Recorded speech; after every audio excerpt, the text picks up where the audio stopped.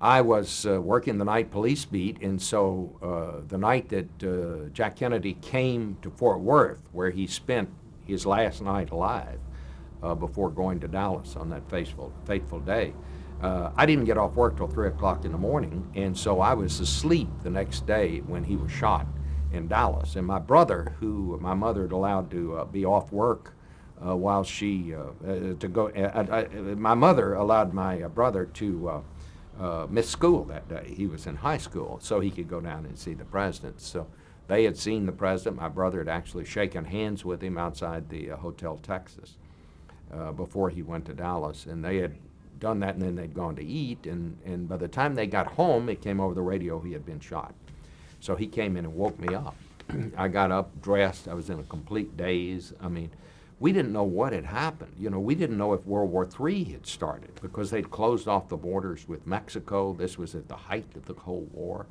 We just didn't know. And the other part is we had never seen or had experienced any of these violent events like I'm sad to say we now sort of become used to in America. But this was the first thing like this in a long, long time. When I got to the city desk, it was in complete bedlam, and it just had come over the radio that the president had died. So I was just trying to help answer the phones. And a woman on the phone said, "Is there anybody there who can give me a ride to Dallas?" And I said, "Well, lady, you know, we don't run the taxi service here, and besides, our president's been shot." And she said, "Yes, I heard it on the radio. I think my son is the one who shot him." It was Lee Harvey Oswald's mother. Why in the world she would have called the Fort Worth Star-Telegram, we don't know to this day, but she did, just looking for a ride. So the guy who was the auto editor of the paper always got a car to drive. The local car dealers would give him a car, and he'd road test it and then write a report on it for the Sunday newspaper. These were always pretty good reviews. There's a free car, free gas. You can see how that worked. But anyways, I had a Triumph sports car, and I knew I couldn't take her to Dallas. It was about a 45-minute ride.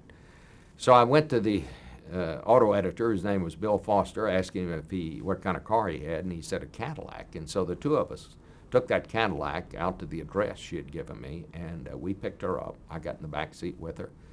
He drove, and we drove her to Dallas. And in those days, there was no security to speak of. If you looked like you belonged someplace, you generally could get in. I didn't even have a press card, I think, for a lot of that time. And so anyway, when we got to the Dallas police station, where I didn't go very often, the first uniformed cop I saw, I said, "Is there someplace," I said, "I'm the one who brought Oswald's mother over here. Is there someplace we can put her where these reporters won't be bothering her?" We did that all the time. We never told people who we were unless they asked. And I always wore a snap brim hat, so I'd look like Dick Tracy or, look like a detective. And most of the time it worked. It certainly did that morning. So we got to the Dallas police station, and in those days, one of the great difficulties of being a reporter was having a phone. And kids today don't understand that because they all got the cell phone. But we were still doing extras back at the newspaper. And so I would go out in a hall, gather up information out there, and then go back to my little phone where she was, Mrs. Oswald was, and phone it in. Well, it was getting toward dark, and she said to me, "Do you think there's any way that they'd let me talk to my son?" And I said, "Well, I don't know." And so I went and asked Captain Will Fritz, who was the chief of homicide, and he said, "Well, I guess we could do that." And so we were all herded into a holding room off the jail. And I'm thinking, my God, I'm going to interview this guy, or at least if he won't talk to me, I'll get to hear what he says to his mother. And we're waiting there, and finally a guy standing over in the corner said, "Who are you?" And I said, "Well, who are you?" And he said, "Are you a newspaper man?" And I said, "Well, aren't you?"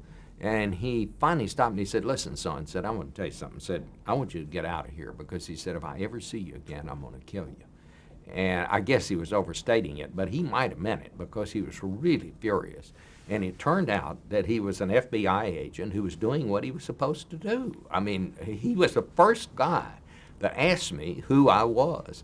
And so I excused myself, and after that I went out into the hallway, of course. I didn't leave the police station, and I always look back on it as the biggest story I almost got and didn't. What did you learn in the car ride up to the jail? It was a very revealing interview, more revealing than I understood at the time. Mrs. Oswald was crazy.